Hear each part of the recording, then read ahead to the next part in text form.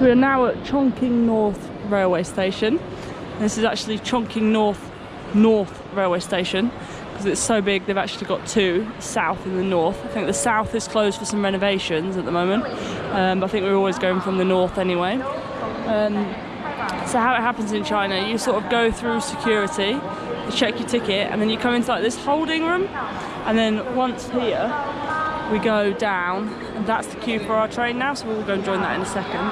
Then you go down onto the platform, wait, the train arrives, jump on, and it goes. So we're about to go on a bullet train. That's all that goes from this station, so it should be really quick, and it should be really good.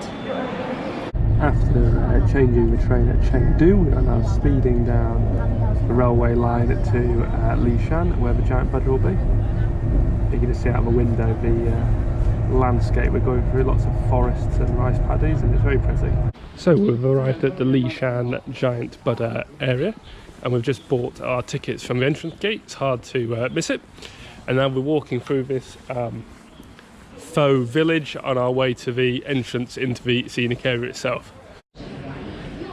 So we're now up at the top of the scenic area, and we're first stop is this Linguin temple, which is another Buddhist temple.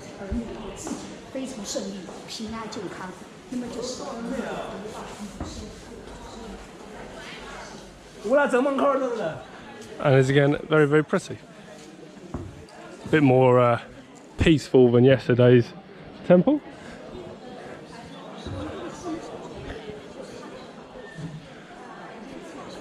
Following the temple, we get to the large Buddha himself, and you'll be able to just see the head peeking out there.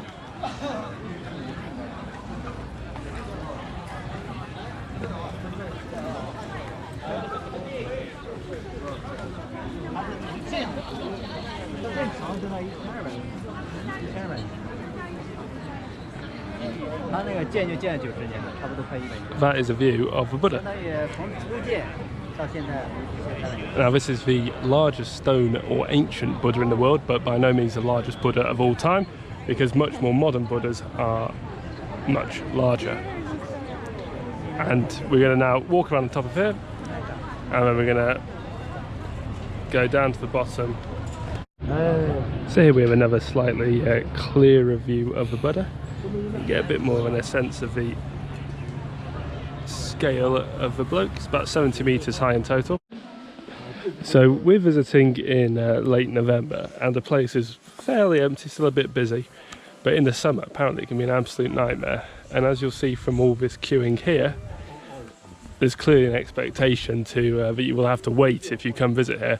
So if you are going to come visit here, best times to come is off season, so that's sort of between late October and March. Or if you've got to come over the summer, best time to do it is very early in the morning and try and avoid the queues.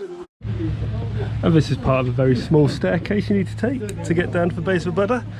And I bet this is great fun in 30-degree heat with everyone queuing. With this tunnel cut through the sandstone itself. And we're very near the bottom, and we'll be able to get a view of the Buddha from the bottom. And here we have yet more tunnels cut through the sandstone itself. It's all very impressive, this. And I think we are, yes, we are about to emerge out into the light.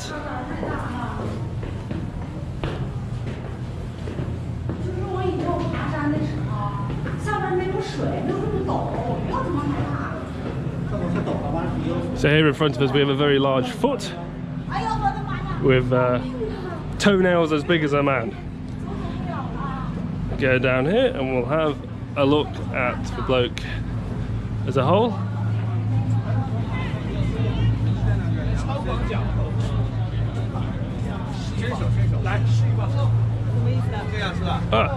And it is very impressive. Let's see if we can make our way through the crowds to more optimum position.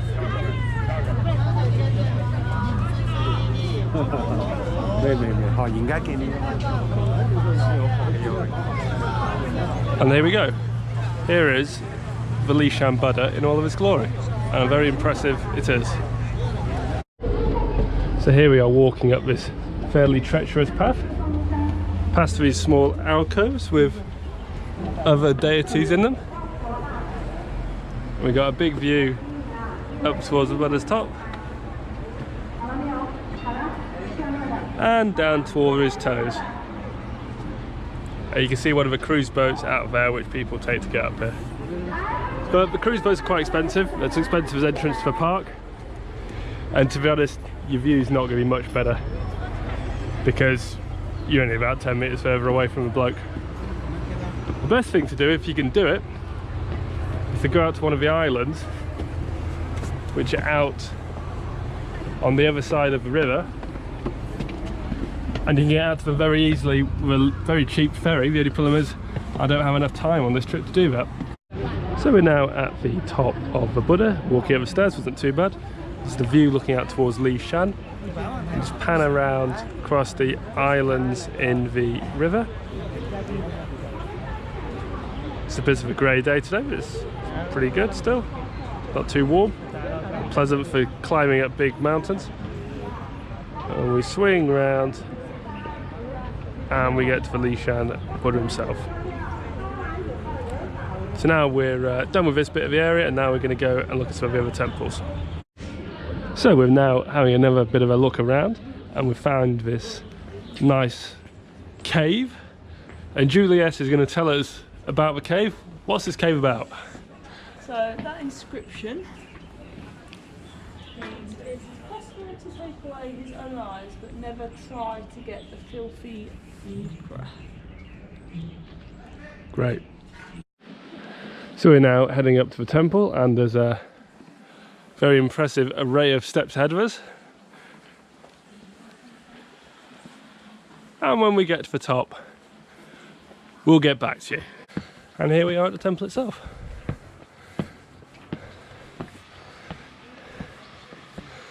And it is a very pretty temple.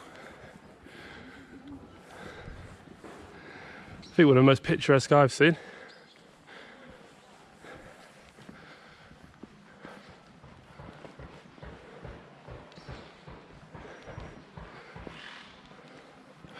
And here we have the large bloke himself, looking very jolly.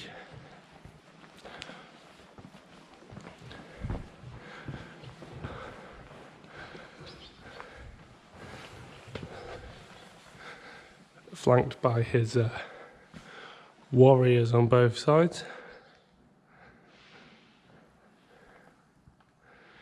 I will say this trip has definitely made me feel like a bit of a Philistine, because I don't know very much about religion, and coming to these places makes it a bit difficult to understand and appreciate what you're seeing sometimes. So we're now exiting the area, but just one last thing to see, which is Ling Bao Pavilion, which is at the top of his flight of steps. And once I get there, we'll have a look around up there.